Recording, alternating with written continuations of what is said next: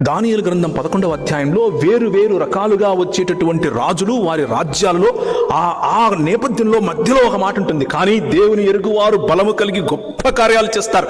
దేవుని యొక్క నూతన కార్యంలో భాగస్థులు అవ్వాలి అని అంటే you need to have the power of Holi spirit.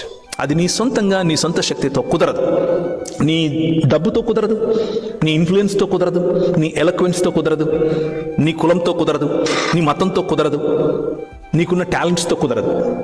నువ్వు నిజంగా దేవుడు చేస్తున్నటువంటి దేవుడు చేసిన ఈ వాగ్దానంలో భాగస్థుడివై తిరగాలి అని అంటే receive, invite and be filled with the power of Holi spirit.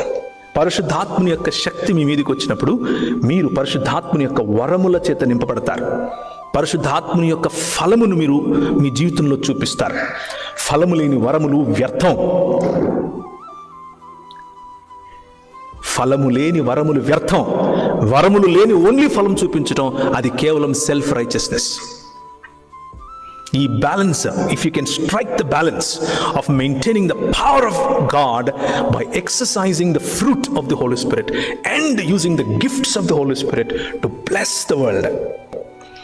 మీరు పనిచేసే చోట, మీ కుటుంబంలో, మీ నైబర్హుడ్లో, మీ సంఘంలో పరిశుద్ధాత్ముని యొక్క శక్తి, పరిశుద్ధాత్ముని యొక్క సామర్థ్యం చేత ఉపయోగింపబడితే మీ సేవకునికి, మీ సేవకురాలికి, మీ సాటి విశ్వాసులకు, మీ తోటి కలీగ్స్కి అందరికీ ఉపయోగపడతారు. Walk in the freedom of spirit in 2025.